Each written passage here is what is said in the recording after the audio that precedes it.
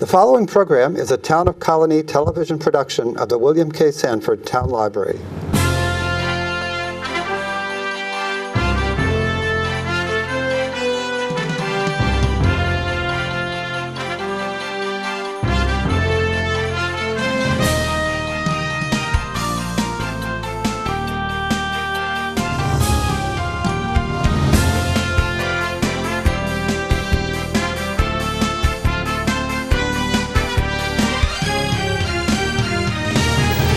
Welcome to Albany County News. I'm Mary Rozak, the Director of Communications for Albany County.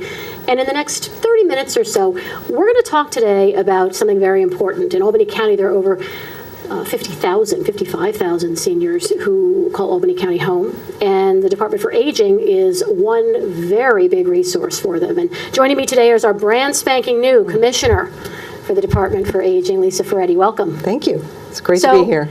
So it's almost like 5 minutes that you've actually been here. How long has it been now? It's been about 6 weeks. Okay. Yeah, it's not too long, yeah, but hopefully enough time to get a little oriented to the great things that are happening here in the county. Well, but it is kind of like coming home because you really started with Albany County with the Long-Term Advisory Council. That's right. So the original Long-Term Advisory Council that was started, oh my gosh, I think it was in 2007 maybe.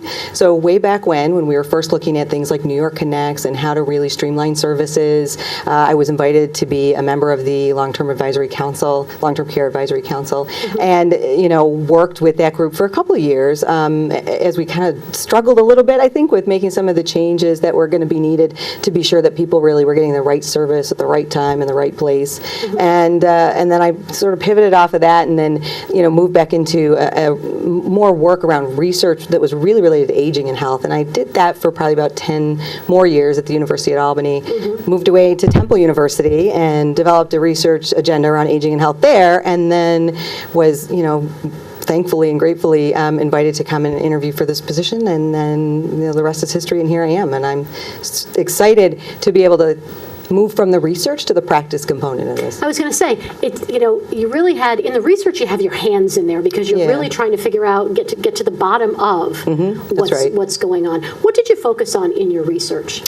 So a number of different things. I mean, the original research that I was working on was really around what we kind of call systems change sort of things. And so what does that mean? Yeah, so it really was about looking at things like Albany County Department for Aging, other offices for aging, other service systems, faith-based organizations, and how those systems developed and how they could support people as they aged in the community. So something that I worked on about 10 years ago was a project called the Aging Prepared Community Initiative, which is similar, although not the same, as ARP's new initiative around Age Friendly, which obviously we're in Age Friendly Albany County, have that designation. So the idea being that if we can understand how systems can support things, and then where the gaps are, and then we can work to change systems so that they can be more flexible in some of those gaps, that more people can engage, more people can stay at home and stay independent in their communities. So you do the research on that. Yep. So you're bringing that now into practice, putting it into practice, right? I'm trying, yeah. So, as you come in, I know the department, and the department I know is very welcoming, and they have been doing great work. There are a lot of seniors out there. There are. That no matter what we seem to do, still don't know exactly what's out there for them. How do we turn that around? Well, I mean, definitely one of the things we have to do is, and that I've been really focused on, is trying to develop a sort of a little bit of a public campaign around those things. I think that apart from services and the provision of services and working with our contractors and partners to provide services, I think it's a really important role for any county office for aging to be really working as a convener, to really raise awareness and to bring to the fore the really important issues around aging. And those have changed quite a bit over the years, in the 15 years that I've been working with aging adults. And I think the other really important piece is when we think about our services, they're available for people 60 plus. Well, at the time that, these things all became, kind of codified in law, that was, 40, 50 years ago. And so 60 plus seemed like the right number. And most people were only living till like their late 70s. Well, now, people over the age of 100 are the fastest growing population of adults. I can't tell you how many times the county executive, we go out and present proclamations. Yeah. We celebrate 100-plus That's right. birthdays, 107 not long ago. That's right. It's amazing. And so somebody at 107 probably needs and wants something very different than somebody at 62. And so that's, I think, the big challenge for us in aging services now is trying to understand all these different generations and cohorts of people that fit into that 60 to 100 plus category. And so I think public education and I think really a listening campaign to really understand what people want in, their relationship to the county, from their service providers, from their communities, that's going to support them as they age. I think we need to know more about that, I think. Let me ask you a couple of things, because there are some things I think that stand in the way, right, first and foremost. I'm a PR practitioner by trade, right? So Department for Aging, Yeah. where did that name come from? Is there any thought to being able or to change that to something else? Because I think right off the bat, when people hear that, I'm going to step back and say, I'm 53 years old. Right. That's not for me. That's that 60 threshold that starts with the seniors. I don't see myself as a senior anytime real soon. And yet, if I see Department for Aging, I'm thinking, that's not for me. Yeah, you're absolutely right. And I think that, plus also the word even senior, is another thing that people sort of kind of take issue with. When I ask people, well, who do you think senior citizens are? I talked to an 83-year-old woman today who said, yeah, I want to help the seniors. And in my mind, I'm like, well, you are the seniors. But she's not, it really is about trying to frame this whole discussion that aging isn't like a time of decline necessarily, but it's a time for a different kind of growth than you see in younger adults and in young children. And so I think, I didn't name the Department for Aging. I think that, it's, as my staff sort of laugh at me because our badges all say aging, so it's like aging in my picture. And I'm like, well, of course we're all aging. Everybody's aging from the time they're born until the time they leave us. I think that it's important to start thinking about and raising those issues. I also think you touched on something else really important, Mary, and that is that there can be kind of a stigma around aging. And if we could, as a county, really change the way people think about aging as a time of really, great new growth, as opposed to a time of, withdrawal and decline, I think that we could really change not just the names that we and the words that we use to describe these things, but how people would really feel about it and how they want to continue to stay engaged in their communities. Well, I think some things really have changed. whatever happened when we hearkened back to a time when, we had multi-generations living in the same house. And now we kind of do a little bit. And I myself, my mom had a health issue. She's living with us now. Yeah. Has been living with us. And she says, just as that 83-year-old woman said, my mother, who I will not disclose her age, but obviously she is not, I am 53, she is older than I am. She said, oh, there was this older woman, or I was at church and I was helping this older woman. And, I kind of looked and I said, well, Mother, how much older? She was a senior citizen.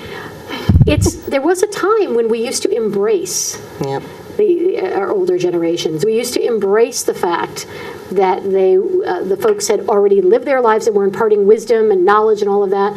Somewhere along the line, that changed. And what you're talking about, how do we get back to that? Because I think that's part of the mindset too. Yeah, I think what happens, or what has happened over time, is that somehow older adults have become more invisible in our society. So, I think that when they were important and significant caregivers, for example, in those intergenerational households, there was always this sort of very public view that this is all part of, who we are as a family and how we, both, impart wisdom and also how we continue to raise up the next generations. And I think that family structures have changed, and I think that that's something that we've all had to deal with as a society. That's not a bad or a good thing, but I think it has created a place where people can just be invisible and sort of fall through the cracks, especially when they might be, at home for some reason, if they have any kind of, physical decline that they're dealing with, chronic health conditions and other things. They keep people kind of at home more.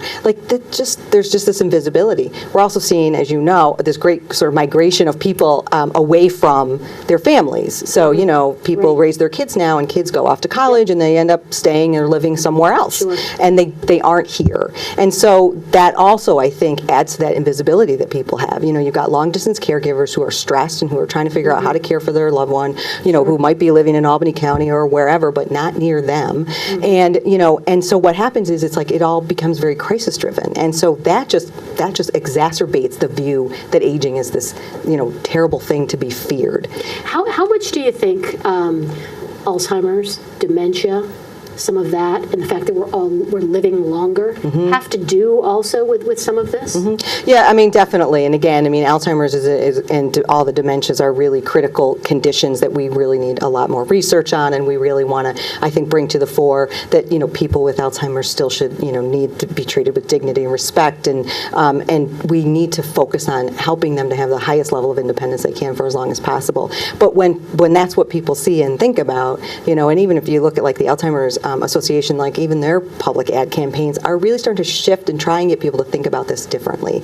I think, but if that's what you see, or that's been your experience, sometimes, that makes you think, again, I'm afraid that's going to happen to me. I don't want that to happen to me. And so rather than thinking about what I would do if it did happen to me, we just don't think about it at all. Sure.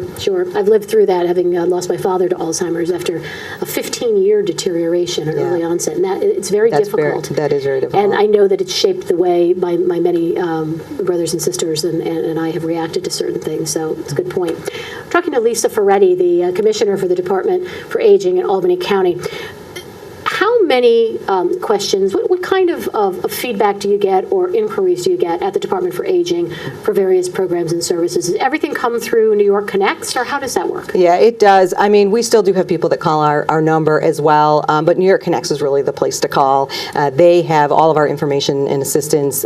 They have people who are specially trained counselors who can personally discuss with people what their issues are, and then make, referrals for different information or assistance that they might need, and sometimes referrals for programs and services that they might need as well. Some of those things have requirements in terms of eligibility and whatnot, and so the New York Connects counselor can also help someone walk through that process as well, so that if there's a service that's needed that requires some level of eligibility, they can set up, visits that are needed, assessments that are needed, and then help the person to walk through the system in that way as well. So let's talk about that, because the key words there are some programs that require eligibility. So I think when people think reaching out to the county to find out about things, they think, oh my goodness, I make too much money, these are all needs-based. Not everything is needs-based. No, not at all. And because, again, that demonstrates, I think, the broader mission that we have, which is, really around helping people to be self-directing and autonomous and live in the place that they choose, as long as possible, right? So that's not, if we can do work on the front end of that's really more about preventing some things that happen,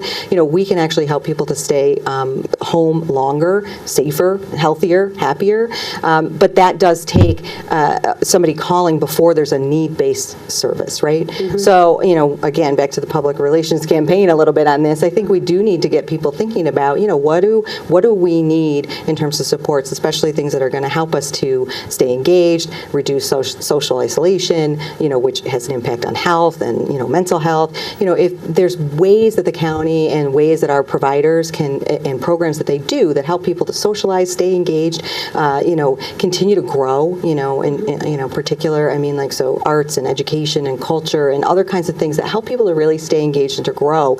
Those things are all things you can also learn about at New York Connects. It's not just about, myself or my mother, needs a meal delivered to her home. Although that is critical, and those critical services are also available, and that counseling is available as well.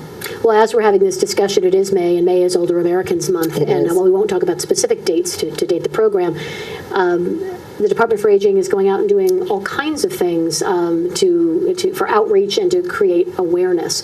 Let's talk about the congregate meal sites, because that's one of the big things that I think people don't realize is available, and seniors can take advantage and go to any number of sites. That's right. There's over 15 different congregate meal sites and growing every day in the county. And yes, you are correct. Anybody can go to those sites at any time. My mom goes in 2 different communities. Oh, good. Yep. Good. Goes in Colonie and goes to Guilderland, and it's really a socialization thing. It is. And so you get a meal, which is nice, but it's also really, harken back to the time when people, if they broke bread together, they had relationships with one another. They helped to reduce, again, some of that isolation and, help people to kind of stay engaged. And I think our congregate meal sites do all of those things. A lot of them do their enhanced programming around the meal as well. They have speakers coming in sometimes. That's right. They do bingo. She loves the bingo, the penny bingo. Yes. But they're knitting, they're painting, they're doing all kinds of things. That's right, all kinds of things that are social, things that are fun, things that are educational, and I think that's exactly what we want, is that it's more than just a meal. It really is about, developing a community of people in those sites, and I think it's great to hear that your mother goes to 2 different places for her meals, because that means she's got then 2 different support networks that she can really use. And the one thing I really want to underscore, it's one of those things where there is a suggested contribution, or it's what you may be able to afford or not. Or so nothing. That's right. Anybody can go. That's right. And we suggest a contribution because it helps to offset the cost, and because we also know really, that sometimes people don't want something for free. They want to be able to make a contribution, and they wouldn't come if it was free, but they will come if there's a contribution. And so it's all those ranges of things, and just come and try it. Is always the way I think about it. And we're out there in the community doing those things for exactly that reason. We're like, what's really happening? We want to go out and meet people.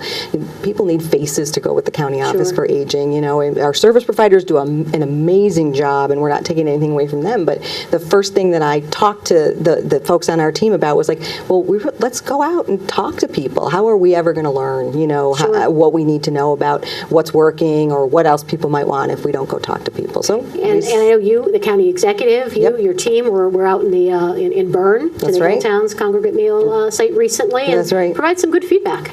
Yeah, the group had a lot to say, and I think the county exec, heard a lot from them, but they're just very pleased to be there, and we're really engaged. And I think it said something to folks that the county exec and that people from the office were out there really trying to understand their experience. And again, we know the program out there is great. Like, we know it's a great program, and we know that people come in just for those meals and to spend time together in that site. But it was really good, I think, to be able to demonstrate how important it is to all of us at the county as well. And I hope that's what we did, by being out there. Sure. And I know here, since we are in Colonie at the Beltrone has the congregate meal 5 days a week, Monday through Friday, and all that's required is a phone call in advance, right? That's it. So we'll make sure albanycounty.com has that information. We'll make sure we say that again before the end of the program. But while we're talking about congregate meals, there's something sometimes people may say, seniors may say, I don't know how I can get there. There are ways to do that. That's right. We have transportation services as well, and those are actually pretty critical for people as they age, if for whatever reason they're not, wanting or willing to drive anymore. And so our transportation services go through like a single point of access, which is really helpful. So you can call New York Connects, and they can connect you with that line. That number leads you to our main provider, which is the CDTA. They then will help you find a ride. And, rides are for, we prioritize them obviously for things like medical appointments and other kinds of, critical appointments, but they include rides to the congregate sites. They also include rides to grocery shopping if you need it, rides to your pharmacy, and in some cases rides to social events as well. Yeah. It's absolutely wonderful. And I know some of the towns themselves have their own transportation to their... They do. And I think that, when that happens, when the towns kind of can pull those things together, I think you end up with a real community feel to what's happening, which I think really people appreciate. When we talk to folks who use our transportation services, we hear that all the time, like, that this particular provider, it's Joe, and he, I know him from wherever in the community, and it really makes a difference, I think, for people. And again, I think reduces that social isolation and other things. Like, people are building relationships, and that's what, we want. So everyone has relationships with their families when they come into their aging years, but like there's always an opportunity to build new relationships and to become more engaged in the things that are happening around you. And social it gives them something to look forward to every day, week, absolutely, whatever. What has surprised you, if anything, about going out to these sites? Has there been something that you've heard or you've seen on your visits so far? So I'll tell a story from like about 10 years ago. So some of the first work that I did was really to do evaluations of some of these congregate service types of programs, and I went out and I did a review of a congregate meal site and ate the congregate meal. And I remember thinking to myself, this is not the tastiest meal on the planet. And so I, along with lots of other people over many, many years, advocated for changes to those things so that, the meals would be, both nutritious, which is really important, but also delicious. And let me say, I am incredibly impressed with how far congregate meals have come. And some of that is our great providers, and we have a top-notch registered dietitian who works with all of our providers around the menus. But I think a lot of it is that advocacy from seniors saying,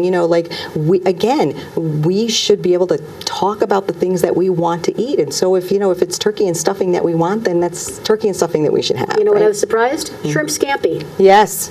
Some really amazing things. My mother is disappointed when I'm making dinner because she had shrimp scampi at the congregate meal for lunch. Or she had peach cobbler for dessert. And I said, well, they might have a congregate dinner, and I'd be happy to drive you. Yes. They do in some sites, by the way, have congregate dinner. You know what? I did learn that the Colonie has one once a month, but I didn't know that there might be something. There's a couple others that do dinners even more frequently than that. Well, you know what? I'm going to have to get that list. Okay. I'm going to have to go to albanycounty.com and look that up. You should do that. I can say next time there's a complaint about what I'm making for dinner, I'll take you over. Take me over there. That's right. So, what do you see on the horizon? I mean, 6 weeks in, you have come into this position full force. You're out there for Older Americans Month. You are doing, senior fairs and the congregate meal sites and everything else that's going on. What do you see as your stamp that you want to put on in the next few months, or the next year? Well, that's a big question. It is a big question. So I think that, for me, coming out of a tradition where we really, kind of peel back things and look, at the real details of things, I think what I really want to do is take some of the kind of knowledge that I have about some of these aging issues and really work with the community to start developing kind of an agenda around aging. And so when I say agenda, what I mean is, what's really important to older adults in Albany County at every level, right? So from 60 to 110.